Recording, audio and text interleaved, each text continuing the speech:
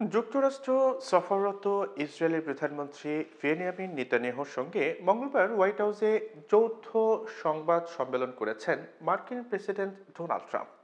সেখানে ফিলিস্তিনের গাজা উপত্যকা নিয়ে তিনি কিছু সুনির্দিষ্ট পরিকল্পনার কথা ঘোষণা করেছেন। সংবাদ সম্মেলনে দেওয়া ঘোষণা অনুযায়ী ট্রাম্প গাজাকে যুক্তরাষ্ট্রের মালিকানায় নিতে চান, একই সঙ্গে চান যে ফিলিস্তিনিদের প্রতিবেশী দেশগুলোতে স্থায়ীভাবে পাঠিয়ে এই উপত্যকাটির আবার উন্নয়ন এবং সেখানে বিশ্ববাসীর দখল প্রতিষ্ঠা করতে।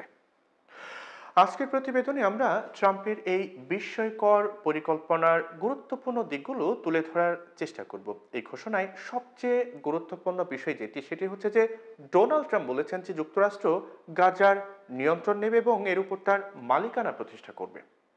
সব ফিলিস্তিনিকে অন্যত্র সরে নেওয়ার পর এই ভূখণ্ডের উপর তিনি তার দেশের দীর্ঘমেয়াদী মালিকানা প্রতিষ্ঠার স্বপ্ন দেখেন। তবে কিভাবে এবং কোন কর্তৃত্ব বলে যুক্তরাষ্ট্র গাজার দখল নিতে পারে সে বিষয়ে কোনো ব্যাখ্যা দেননি ডোনাল্ড ট্রাম্প।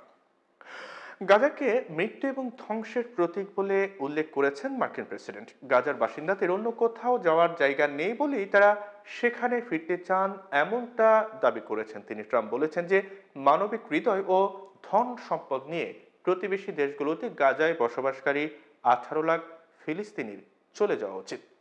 এর আগে জর্ডান, মিশর এবং অন্যান্য আরব দেশকে ফিলিস্তিনিদের গ্রহণ করারও আহ্বান জানান ডোনাল্ড ট্রাম্প। ট্রাম্পের দাবি, তিনি যা বলেছেন তার প্রতি অজ্ঞাত নেতাদের মধ্যে ব্যাপক সমর্থন রয়েছে। তার কথায় এই সিদ্ধান্ত হালকাভাবে নেওয়া হয়নি।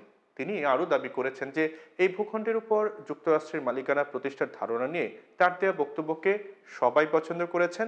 ট্রাম্পের মত হলো এটি হলে মধ্যপ্রাচ্যের এই অংশে দারুণ স্থিতিশীলতা বয়ে আনবে। গাজায় নিরাপত্তা প্রতিষ্ঠায় মার্কিন সেনা পাঠানোর সম্ভাবনাও নাকচ করে দেননি প্রেসিডেন্ট ট্রাম্প। গাজা নিয়ে ট্রাম্পের ধারণাকে সমর্থন জানিয়ে ইসরায়েলি প্রধানমন্ত্রী বেনিয়ামিন নেতানিয়াহু বলেছেন যে প্রেসিডেন্ট ট্রাম্প গাজা নিয়ে আলাদা রকমের ভবিষ্যৎ দেখেন। আমি মনে করি এটি এমন কিছু যা ইতিহাস সম্পূর্ণভাবে বদলে দিতে পারে। গাজাবাসীকে জোর করে উচ্ছেদ করা হলে তা আন্তর্জাতিক আইনের লঙ্ঘন হবে এবং শুধু এই অঞ্চলের দেশগুলোই নয় বরং ওয়াশিংটনের পশ্চিমা মিত্ররাও এর জোর বিরোধিতা করবে। কিছু মানবাধিকার সংস্থা ট্রাম্পের পরিকল্পনাকে জাতিগত নিধনের সঙ্গেও তুলনা করেছেন। এদিকে নিজ ভূমি থেকে ফিলিস্তিনিদের সরিয়ে দেওয়ার যে কোনো চেষ্টাকে জোরালোভাবে নাকচ করে সৌদি আরব একটি বিবৃতি দিয়েছে। আর এই বিবৃতিতে তারা বলেছে যে একটি ফিলিস্তিন রাষ্ট্র প্রতিষ্ঠা ছাড়া তারা ইসরায়েলের সঙ্গে সম্পর্ক প্রতিষ্ঠা করবে না। ইতিমধ্যে গাজা থেকে ফিলিস্তিনিদের সরিয়ে দেওয়া ট্রাম্পের আহ্বানকে তাদের ভূমি থেকে উচ্ছেদ হিসেবে আখ্যায়িত করে এর তীব্র নিন্দা জানিয়েছে ফিলিস্তিনের স্বাধীনতাকামী সংগঠন হামাস।